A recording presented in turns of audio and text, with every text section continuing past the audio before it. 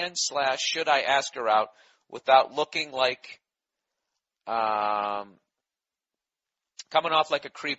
I'm a good-looking guy, have a great career as an attorney, but when it comes to ladies, I can be shy sometimes. See, is that, that's a very strong thing that you're able to admit that, but every guy just went, oh, what's the matter? You go up and say something to her. That's how guys handle it. We just beat it out of each other. Okay.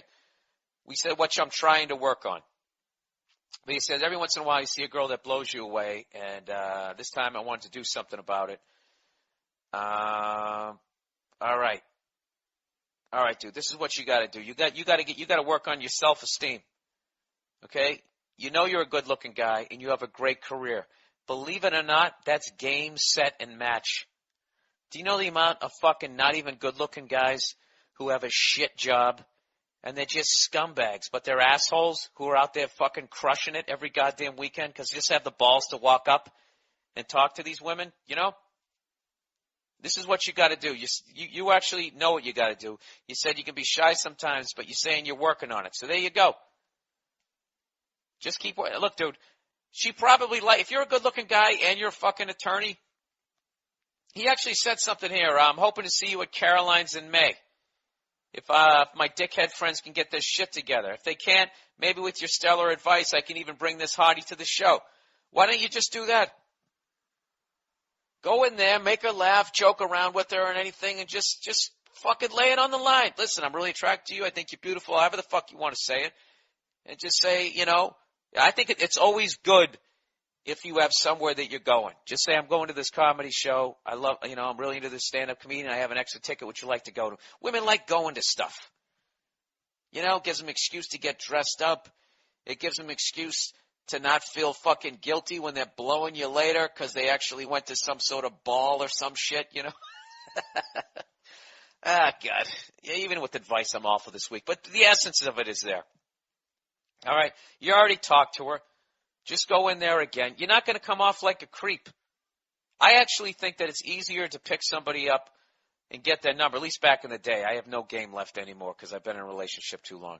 But I always found that it was easier for me to get a girl's phone number at the fucking gym. Gym's a little bit harder, but I used to get it on the subway.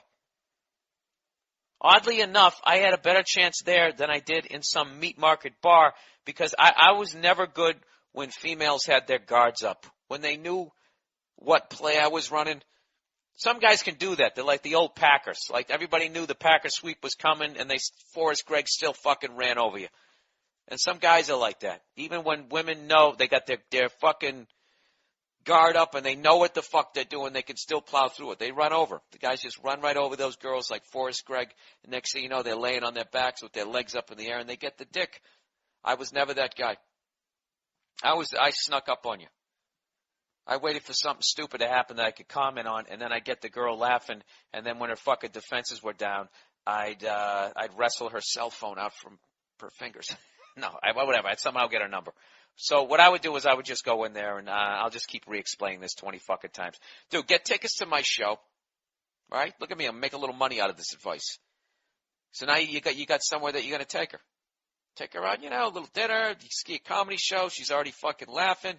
Halfway through my act, you do the old, you're laughing your ass off. Don't try to put your arm around her shoulder. That's old school, right? You put it right on her fucking thigh.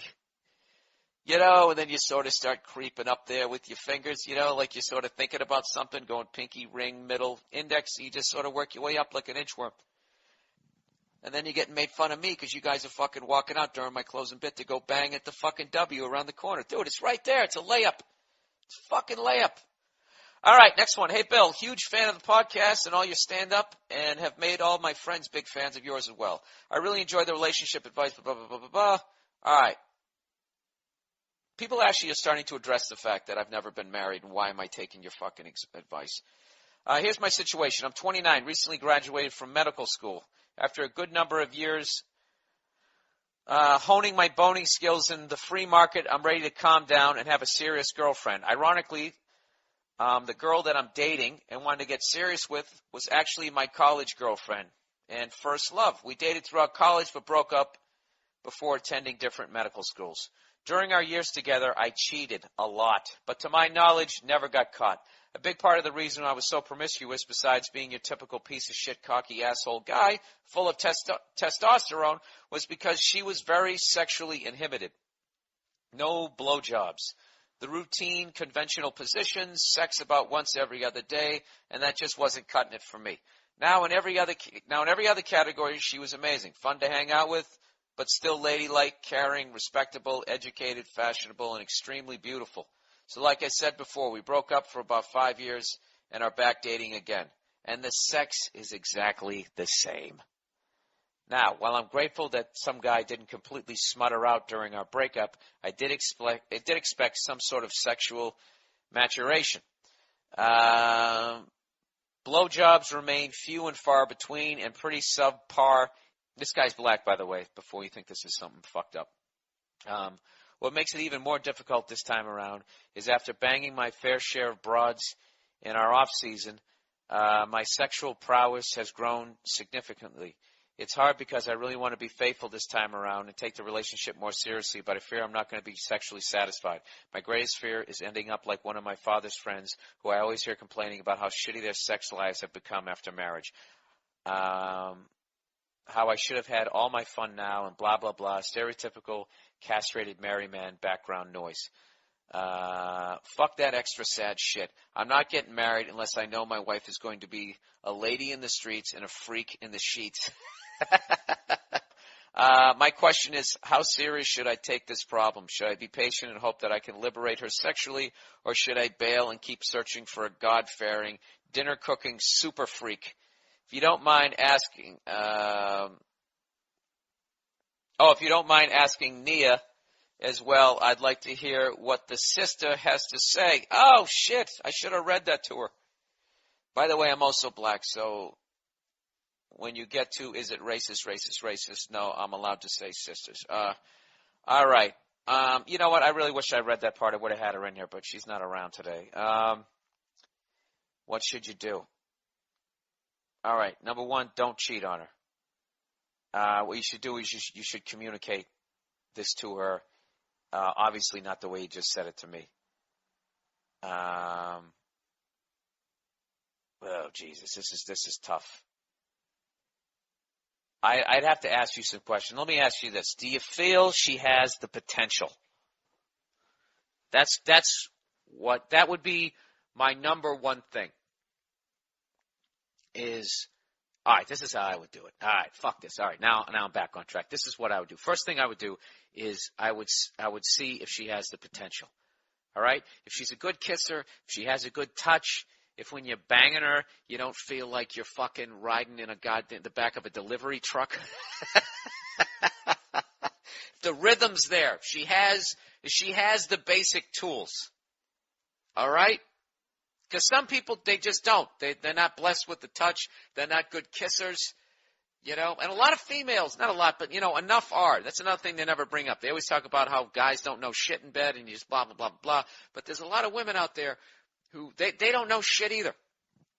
Not saying they're bad or whatever, and some of them are just never going to be good. So if you feel she has the potential, then there's hope. So what you have to do is you have to basically, what I used to tell my friends, we used to joke around, just say, you got to tap into her inner whore. All right? And there's a couple of ways to do it. One of them, and it's very delicate, dude. It's like one of those fucking action movies where you're sitting there trying to clip the right fucking wire as it's, 8 seconds left. There's a couple ways you go about it. One of the ways is, well, first of all, there's a couple rules. One, as she's trying to open up with you sexually or whatever, don't ever judge anything that she wants to do or try, and don't ever make fun of anything that she said in bed. If she says some dumb shit, which she's probably going to say because you sound like you're way more experienced, if she's trying to talk dirty for the first fucking time and she says some dumb shit, do not laugh. All right?